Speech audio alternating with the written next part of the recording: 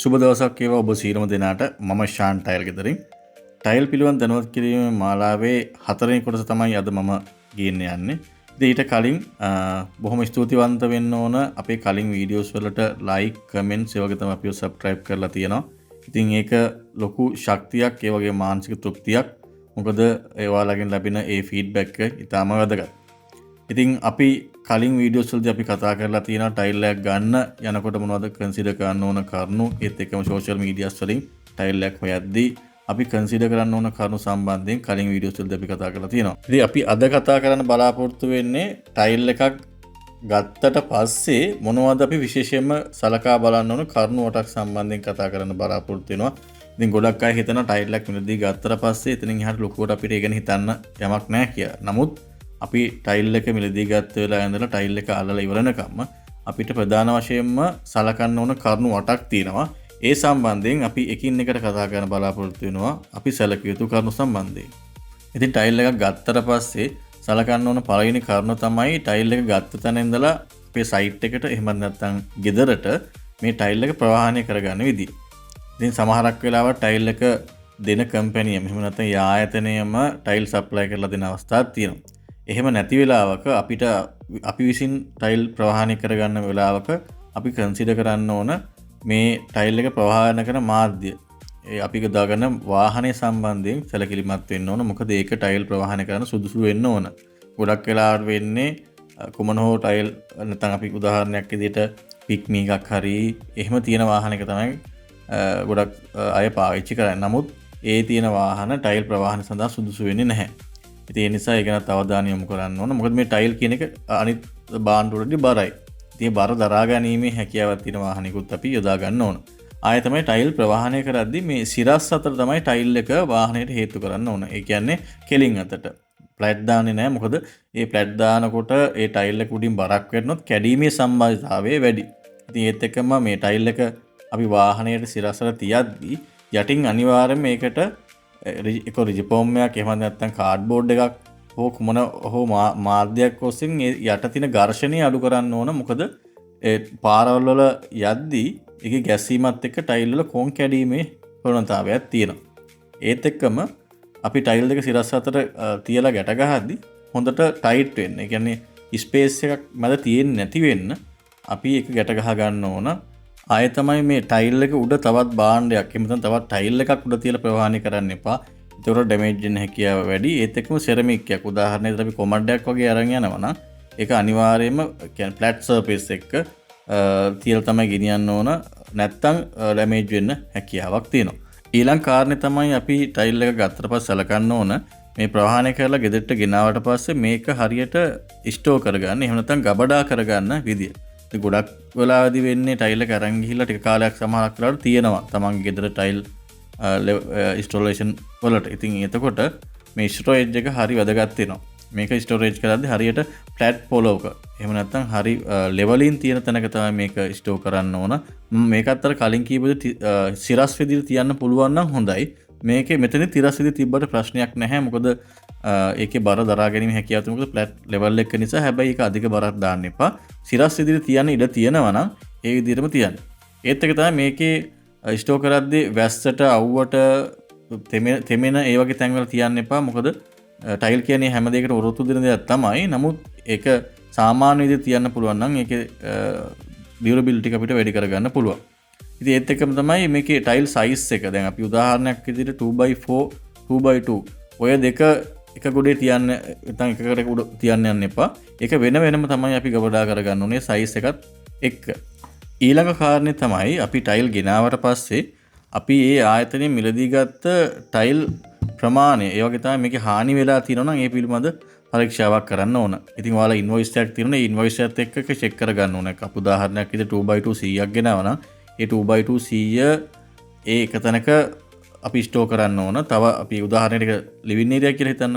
Rooms වලට ගෙනාවා නම් ඒ රූම්ස් වලට අදාළ කරන ටයිල් ටික වෙනම ස්ටෝර් කරන්න. මොකද ගොඩක් තැන්වලදී වෙන දෙයක් තමයි මේක ඒ ටයිල් එක ගෙනාව දවසේම හෝ නැත්නම් ඊ ආසන්න දවසක චෙක් කරගන්නේ නැතුව ඔයාලා තව මාසෙකින් හෝ දෙකකින් නැත්නම් ඊට වැඩි කාලයකදී ටයිල් ඉන්ස්ටලේෂන් එකට ගියාට පස්සේ සමහරක් වෙලාවදී මදි අඩුපාඩු වෙනවා. ඒතකොට සමහරකට ඒ ආයතනයේ ඒ කෝඩ් එක ඒ ෂේඩ් එක නැති වෙන්නත් පුළුවන්. ඒ නිසා මේක අනිවාර්යයෙන්ම කරන්න ඕන දෙයක් තමයි තමන් ගෙනාපු තමන්ගේ ඉන්වොයිස් එකට අදාළව ටයිල් එක ඇවිල්ලා තියෙනවද? සහ ඒකේ ප්‍රමාණය බලන්න. ඒත් එක්ක මේක ඩැමේජ් වෙලා තියෙනවා නම් කොහොමත් ට්‍රාන්ස්පෝර්ට් එකේදී ඩැමේජ් වෙන්න හැකියාව නැත්නම් පොසිබිලිටි එකක් තියෙනවා. ඉතින් ඒ නිසා අපි කොහොමත් ටයිල් එකක් මිලදී ගන්නකොට ඒ සඳහන් ඇඩිෂනල් නැත්නම් අපි එක්ස්ට්‍රා ප්‍රමාණයකුත් අපි අනිවාර්යයෙන්ම දාගන්න ඕන. ඉතින් ඊට වැඩිය ඩැමේජ් වෙලා තියෙනවා නම් ඒකේ ආයතනයත් එක්ක කතා කරලා නිගෝෂিয়েට් කරගන්න. ඒත් එක්කම තමයි ඒකට අපිට හිතෙනවා නම් මේ ප්‍රමාණය මදි වෙයි අපේ කන්ස්ට්‍රක්ෂන් එකට කියන එක පර්චේස් කරන් තියාගන්න එක හොඳයි. මොකද කන්ස්ට්‍රක්ෂන් එක කරගෙන යද්දී ඒ ටයිල් එක නැති වුණොත් හරි එහෙම නැත්නම් ඒක හිඟතාවයක් තිබ්බොත් එතන යන ටයිම් එකයි ඒක පිරිවැය අපරාධයක් වෙන නිසා. මෙතනදී තවත් අදගත් කරනවා කියලා කියන්න ඕන මේ දැන් ටයිල් කැඩිච්චම ඒ කැඩුණා කියලා අහක දාලා තවත් අලුතින් ටයිල් මිලදී ගන්න ගොඩක් වෙලාට පෙළඹෙනවා. එහෙම කරන්න එපා. මේ ටයිල් කියන එක අනිවාර්යයෙන්ම මේ කපලා තමයි අල්ලන්නේ. ගොඩක් හැමතැනකම මේ ඍජු කෝණාස්ත්‍රයක් නැත්නම් මේ සමසතරස්ත්‍රයක්වත් නැහැ. ඒ නිසා අනිවාර්යයෙන්ම ටයිල් එකක් වෙච්චම යම් කිසි තැනකදී කැපෙනවා. ඉතින් ඒකට ස්කර්ටින් එක කියලා තියෙන්නේ. පටේ යන්නේ ඒකට හරි කැපෙනවා. ඒ නිසා මේ කැඩෙන ඒවා අනිවාර්යයෙන්ම යූස් කරන්න පුළුවන්. ඉතින් එහෙම දා කැඩුණා කියලා අලුත් ඒවා මිලදී ගන්න එපා. ඒක ඔයාලගේ අපිට සාමාන්‍ය විදිහට බැලුවොත් අපිට ඒක තේරුම් ගන්න පුළුවන් මේක ටයිල් එක යූස් කරන්න පුළුවන්ද බැරිද කියලා. ඒ නිසා අනවශ්‍ය විදිහට ටයිල් මිලදී ගැනීමක් කරන්න යන්න එපා. ගේන ටයිල් එක කැඩුණා කියලා. මොකද ඒක පාවිච්චි කරන්න පුළුවන් කන්ස්ට්‍රක්ෂන් එක කරගෙන යද්දී. ඊළඟට අපි සලකා බලන්න ඕන කරුණ තමයි මේ කලර් ෂේඩ් එක එහෙම නැත්නම් බැච් නම්බර් එක. දැන් ගොඩක් වෙලාවට මේ ටයිල් එකක් නිෂ්පාදනය කරනකොට ඒ නිෂ්පාදනය කරන දිනයට අදාළව බැච් නම්බරයක් සහ ෂේඩ් එකක් තියෙනවා. ලෝකේ මොන තාක්ෂණ තිබුණත් තාම එකම කලර් කම්බිනේෂන් එකකට ගන්න අමාරුයි. ස්පෙෂලි ලංකාව වගේ රටක් ගත්තොත් එහෙම දැන් මේ පාර ගහන කලර් ෂේඩ් එක වෙනස් වෙනවා ඊළඟ කලර් ෂේඩ් එකේ. ඒ නිසා අනිවාර්යයෙන්ම අපි බලන්න ඕන දෙයක් තමයි අපිට එකම කලර් ෂේඩ් එකකින්ද ඇවිල්ලා තියෙන්නේ කියලා අපි අපේ ආයතනයෙන් ගද්දි. ගොඩක් ආයතන වලින් වගකීතු ආයතන නම් අනිවාර්යයෙන්ම එකම කලර් ෂේඩ් එකකින් තමයි එවන්නේ. හැබැයි ගොඩක් අපිට එක්ස්පීරියන්ස් තියෙනවා අපිට එන අපි චෙක් කරන්න ගියපු අපිට එන ඉන්ක්වයරිස් සමහරක් වෙලාවට එනවා සමහර ආයතනවලින් අරගෙන ඒ ෂේඩ් එක නැතිව අපෙන් බලන්න එන අවස්ථා තියෙනවා. එහෙම ඒ අවස්ථාවවලදී ඔයාලා මේ කලර් ෂේඩ් එක එහෙම නැත්නම් බැච් නම්බර් එක හරියට බලලා තියාගත්තා නම් වෙනස් වෙන්නේ නැහැ. ඉතින් ඒකෙදි තියෙන ලොකුම දේ තමයි අපි ඒක ලොකුවට අපි හිතුවේ නැති වුණාට උදාහරණයක් විදිහට අපි ලිවින් ඒරියා එකකට වගේ අපි ටයිල් දෙකක් දාලා තිබුණා එකම නම තමයි තියෙන එකම කෝඩ් එක තමයි තියෙන්නේ. නමුත් කලර් ෂේඩ් එක වෙනස් වුණාට පස්සේ අපිට ඒක සමස්තයක් විදිහට බලද්දී ඒකේ කලර් වෙනසක් අපිට පේන්න තියෙනවා. ඉතින් ඒ නිසා මේ කලර් ෂේඩ් එකත් අනිවාර්යයෙන්ම බලන්න ඕන. ඒත් එක්කම තමයි අපි ගොඩක් වෙලාවට දැන් අපි දන්නවා මේ ටයිල් එකක් අපි ගොඩක් මාධ්‍ය භාවිතා කරද්දී තියෙනවා දැන් රැන්ඩම් එන්ඩ්ලස් කියලා දෙකක්. අපි සරල භාෂාවෙන් දැන් රැන්ඩම් කියලා කියන්නේ ටයිල් එකක් එකකට වෙනස් එකක් තියෙනවා. එන්ඩ්ලස් කියලා කියන්නේ එකකට එකක් සම්බන්ධ වෙලා මේ ඒ ඩිසයින් එක යනවා. ඉතින් අපි මේ ගෙනෙත් තියෙන ටයිල් එක ඔයාලා ගෙනාපු වෙලාවම හරිය නැත්තම් ඒක ගන්න කලිනුත් අපි ඒක පරීක්ෂා කරන්න ඕන. නමුත් අර ඒක රැන්ඩම්ද එන්ඩ්ලස්ද කියන එකත් අපි නිශ්චය කරගන්න ඕන. මොකද නැත්තම් ගොඩක් කට්ටිය ටයිල් එක අල්ලන්න යන දවසේ තමයි බලන්නේ මේක එහෙම වෙලා නැහැ නේ මේ ඩිසයින් එක හැදෙන්නේ නැහැ නේ කියලා ආයෙ රිටර්න් කරගන්න යනවා. එතකොට ආයතනවල ප්‍රශ්නයක් ඔයාලට ප්‍රශ්නයක්. ඒ නිසා අරක ගෙනාපු වෙලාවෙ මේක කන්ෆර්ම් කරගත්තා නම් ගොඩක් හොඳයි. අපි සලකා බලන කරුණු අතරින් තවත් වැදගත්ම කාරණයක් තමයි මේ ටයිල් එක ඉන්ස්ටලේෂන් එක සඳහා අපි ගන්න ඇඩිසිව් එක. එහෙම නැත්නම් ටයිල් මෝටර් එක තෝරගන්නේ කොහොමද කියන එක. ඉතින් මම ගොඩක් තැන්වල දැකපු දෙයක් තමයි ගොඩක් හොඳ ටයිල්ස් අරගෙන නමුත් ඒ ටයිල් එකට අවශ්‍ය කරන ඇඩිසිව් නෙමෙයි මිලදී අරගෙන තියෙන්නේ. ඉතින් සමහර තැන්වල දුවලා දැකලා ඇති ටයිල් එක කාලයක් යද්දී ටයිල් එක මැදින් පුපුරලා ගිහින් තියෙනවා. දැන් ක්‍රැක් වෙලා තියෙනවා, බෝල් වෙලා තියෙනවා. ඒ වගේ දේවල් වලට ප්‍රධාන හේතුවක් තමයි මේ ඇඩිසිව් එක. ඉතින් තව මතයක් තියෙනවා කට්ටියගේ මේ ඇඩිසිව් වෙනුවට සිමෙන්ති යූස් කරන්න පුළුවන් කියන එකක් තියෙනවා. ඉතින් මේ සිමෙන්ති ඇඩිසිව් මෝටරයි කියන්නේ වර්ග දෙකක්. ඉතින් මොකද සිමෙන්තිකට වැඩිය මේ ඇඩිසිව් එකේ සියුම්තාවය නැත්නම් බොන්ඩින් කැපැසිටි එක ගොඩක් වැඩි. ඉතින් මෝටර් ගත්තමත් එහෙමයි. මෝටර් එකක් කියලා කියන්නේ සාමාන්‍යයෙන් අපි සරලව මේකත් මේ පිළිබඳවත් මම වෙනම වීඩියෝ එකක් ඉදිරියට ගියනම ලොකු මාතෘකාවක් මේක. ඉතින් මෝටර් එක කියලා කියන්නේ සාමාන්‍යයෙන් අපි 2x2 එහෙම නැත්නම් 2x2 2x1 සෙරමික් ටයිල් එකක් අල්ලන්න ගන්න එකක් තමයි මෝටර් එක ඇඩිසිව් එකට වැඩිය මිල අඩුයි. ඒ වගේම ඒකේ තියෙන බොන්ඩින් කැපැසිටි එක ඇඩිසිව් එකට සාපේක්ෂව අඩුයි. ඉතින් ඇඩිසිව් එක ගත්තම ඇඩිසිව් එකේ අපිට බෙදා ගන්න පුළුවන් C1 C2 C2E කියලා ග්‍රේඩ් 3කට C2 T කියන එකෙත් වර්ග ප්‍රභේද ගොඩක් තියෙනවා. අපි ඉදිරියේ ගැන කතා කරමු. සරලව කිව්වොත් මේක අපි ගන්න ටයිල් එකත් එක්ක ඩිෆෙන්ඩ් වෙනවා අපි ගන්න ඇඩිසිව් එක. ඉතින් ඔයාලා ටයිල් සප්ලයි කරන ආයතනය අනිවාර්යෙන් බැඳලා ඉන්න මේ සම්බන්ධයෙන් දැනුවත් කිරීමක් කරන්න. ඔයාලගෙත් වගකීමක් තියෙනවා. ටයිල් එකක් මිලදී ගන්නවා නම් ඊට අදාළ කරන නිර්ණායක වලට අනුව නැත්තම් අපි ඒ ස්පෙસિෆිකේෂන් වලට අනුව අදාළ ඇඩිසිව් එක ගන්න. උදාහරණයක් මම දෙනවා නම් ඔයාලගේ ඇතුළට ගන්න 2x2 ටයිල් එකකට C1 ග්‍රේඩ් එකේ ඇඩිසිව් එකක් යොදා ගන්න පුළුවන්. ඒ වගේම තමයි ඔයාලා 2x4 එකක් යොදා ගන්නවා නම් C2 කියන ග්‍රේඩ් එක තමයි යොදා ගන්න ඕන. සෝ ඒ වගේම ඔයාලා බාත්රූම් එකේ වෝල් එකට යොදා ගන්නවා නම් C2 ග්‍රේඩ් එකකට වැඩි ගියපු C2T කියන ග්‍රේඩ් එක අපිට යොදා ගන්න පුළුවන්. ඒ වගේම මම සමාජ මාලා වල දැක්කලා තියෙනවා සමහර කට්ටිය ඒක විදිහට එක්ස්ප්ලেইন කරනවා මේ ඇඩිසිව් සම්බන්ධයෙන්. නමුත් ඒක හරි විදිහට නෙමෙයි යාලා එක්ස්ප්ලেইন කරන්නේ. එළිය සහ ඇතුලේ භාවිතා කරන දේ සම්බන්ධයෙන් විතරයි කතා කරන්නේ. එහෙම නැහැ. අපි ඇඩිසිව් එකක් කන්සිඩර් කරද්දී ඒකේ තියෙන ටයිල් සයිස් එක, ඒ ඇප්ලිකේෂන් එක, ඊට පස්සේ ගොඩාක් දේවල් කන්සිඩර් කරන්න තියෙනවා. ඒක අනිවාර්යයෙන්ම ඔයාලගේ සප්ලයි කරන ආයතනය දන්නවා. ඉතින් අපේ කලින් කිව්වා වගකීමක් තියෙන හොඳ ඇඩිසිව් එකක් ගන්න. ඒත් එකම අපි ග්‍රවුට් එක ගනිද්දී ග්‍රවුට් එක කියන එක අපි ගොඩක් දන්නවා. ඒ කියන්නේ ටයිල් දෙක අතරට දාන ඒ හිඩස වහන ගන්න ග්‍රවුට් එක. ඉතින් වෙළඳ පොලේ විවිධාකාරයෙන් බ්‍රෑන්ඩ්ස් විදිහට තියෙනවා. ඉතින් දැන් ග්‍රවුට් එකක් තියෙනවා සුපර් පොලිමර් කියලා එකක්. ඒකෙදි වෙන්නේ ඔයාලා ග්‍රවුට් එක ගෑවට පස්සේ ඒකේ වෝටර් ප්‍රූෆින් කැපැසිටි එකකුත් තියෙනවා. ඒ කියන්නේ වතුර විනිවිද යාමේ හැකියාවත් අඩුයි. ඒකම තමයි මේ කල එක යන එක නැත්නම් අර අපි දුර්වර්ණ වෙන එක අඩුයි. ඉතින් ඒ වගේ සුපර් පොලිමර් එකකින්ම යන්න බලන්න. උදාහරණයක් විදිහට ගත්තොත් එහෙම බාත්රූම් එක අනිවාර්යයෙන්ම සුපර් පොලිමර් කියන ග්‍රවුට් එක තමයි යොදා ගන්නවා. ඊට පස්සේ එපොක්සි කියලා ග්‍රවුට් එකක් තියෙනවා. ඒකේ මිල වැඩි. ඒක සාමාන්‍යයෙන් බාත්රූම් සහ ස්විමින් පූල් වල තමයි යොදා ගන්නේ. නමුත් අවම වශයෙන් ලිවින් ඒරියා එකකට වගේ යද්දි සුපර් පොලිමර් කියන කන්සෙප්ට් එකේ එන ග්‍රවුට් එක යූස් කරන්න. ඒක ගොඩක් හොඳයි. ඔයාලගේ ඒ තියෙන ටයිල් එකේ අවශ්‍ය කරන පාටටම හදාගෙන ගන්න පුළුවන්. 6 වෙනි කරුණ තමයි අපි මේ ටයිල් එක ලේ කරන්න කලින් අපේ බිම එහෙම නැත්නම් මේ මතු පිට සකසා ගැනීම. ඉතින් මේකෙදි සලකන්න ඕන කරුණක් තමයි අපි ගොඩක් වෙලාවට මේ කොන්ක්‍රීට් එකක් මත තමයි මේ බදාම කපනවා කියන එක කරන්නේ. සාමාන්‍යයෙන් අපි මිලිමීටර් 20ත් 25ත් අතර ප්‍රමාණයක බදාම කොටසක් අපි දමනවා. ඉතින් ගොඩක් සමහර තැන්වලදී මේ මතු පිට හරියට ක්ලීන් කරගන්න නැතුව තමයි මේ බදාම කට දාන්නේ. සමහර තැන්වල කියන ඩස්ට් එක, ඔයිල් එක, නැත්නම් තෙල් ඒ වගේ දේවල් තිබුණොත් ඒක අපිට ඉදිරියේදී ප්‍රශ්නයක් වෙනවා. ඉතින් ඒ නිසා ඒ ගැන සැලකිලිමත් වෙනවා. මේක සම්පූර්ණ ක්ලියර් කරලා තමයි මේ බදාම එක හරියට දාන්න ඕනේ. ඒත් එක්කම මේක ලෙවලින් කරන්න. දැන් තාක්ෂණ දිනුවත් එක ලෙවලින් මැෂින්ස් තියෙනවා.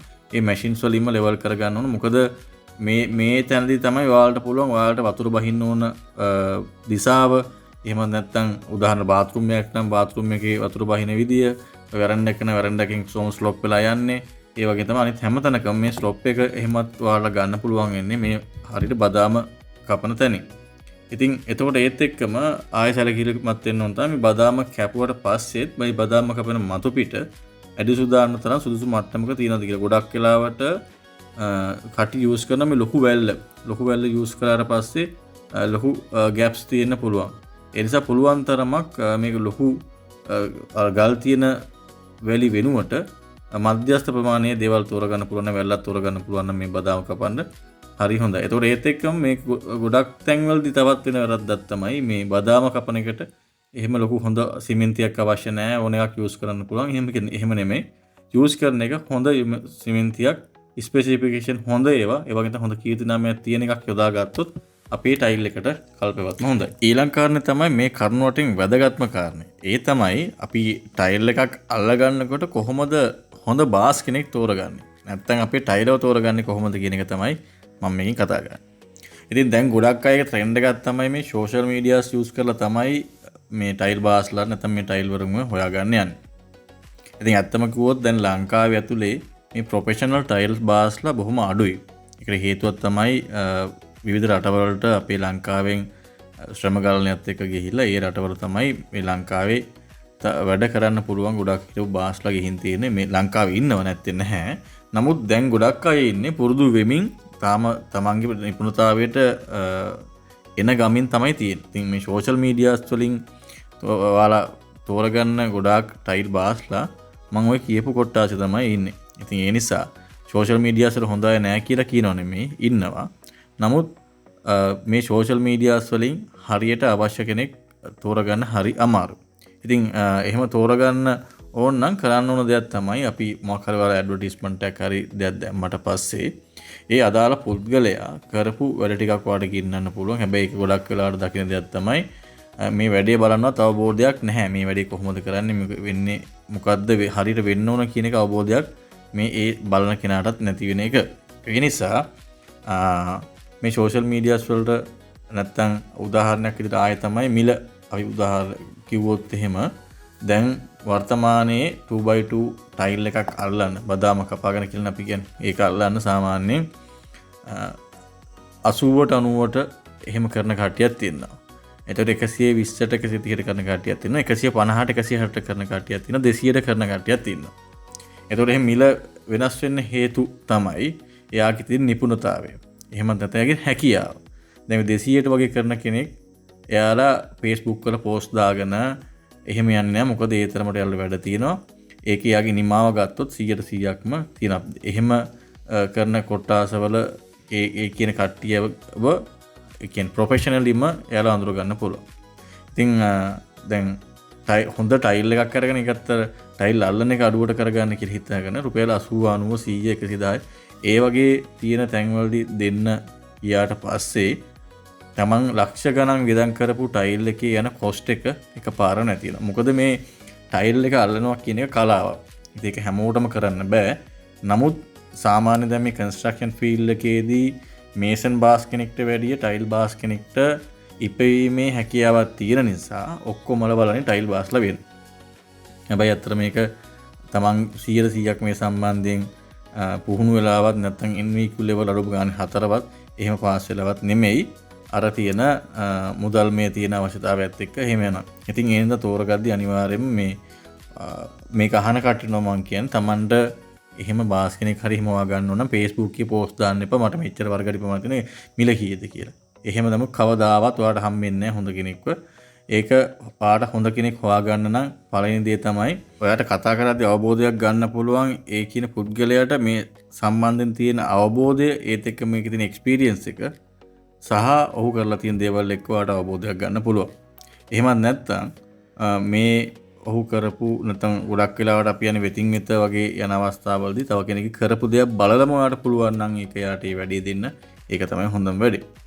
ඊට අමතරව තව තියෙනවා ආයතන විදියට වගකීමක් අරගෙන කරන දේවල් තියෙනවා. ඉතින් ඒවට යන්න දෙන්න පුළුවන් නම් හොඳ කෙනෙක් බලලා ඔයාගේ කාලය ශ්‍රමය තු කරගන්න පුළුවන්. මොකද ගොඩක් වෙලාවට වෙන්නේ මේකේ හැමදේම Taman තනියම කරගන්න නැත්නම් ශ්‍රමය යූස් කරලා කරගන්න ගියාට පස්සේ මේකේ මොනිටරින් පාර්ට් එක නැත්නම් අධීක්ෂණය හරියට වෙන්නේ නැතුව අනවශ්‍ය වේදන් ගොඩක් සිද්ධ කරගන්න වෙනවා. ඒත් එක්කම අපි තවත් සලකන්න ඕන දෙයක් තමයි මේ ටයිලර් කෙනෙක් අපි තෝරගද්දී එයාට පුළුවන් හැකියාවක් තියෙන්න ඕන මේ අලුත් ටෙක්නොලොජි එකත් එක්ක නැත්නම් නවීන තාක්ෂණයත් එක්ක යන්න. උදාහරණයකට ලෙවල් මැෂින්ස් එතකොට ටයිල් ක්ලිප් භාවිතා කරන්න එයාගේ හැන්ද අලුත් විදිහකට යූස් කරන්න පුළුවන් හැකියාවක් තියෙන්න ඕන. ඒ වගේ නවීන තාක්ෂණයත් එක්ක යන්න පුළුවන් හැකියාවක් තියෙන කෙනෙක් නම් වඩාත් හොඳයි. ඒ නිසා අපි අනිවාර්යයෙන්ම ටයිලර් කෙනෙක් තෝරගන්නකොට ගොඩාක් කන්සිඩර් කරලා ඒ සම්බන්ධ දැනුමක් ඇති අයෙක්ම තෝරගන්න ඕන. එහෙම නැත්නම් අපි ලක්ෂ ගණන් වියදම් කරලා ගන්න ටයිල් වලට කිසිම ප්‍රතිඵලයක් නැති වෙනවා. ඒත් එක්කම දෙයක් වැරදුනාට පස්සේ ඒක හදාගන්න යන වියදම අපි ටයිල් ගත්තට වැඩිය ලොකු වියදමක් අපිට කරන්න වෙනවා.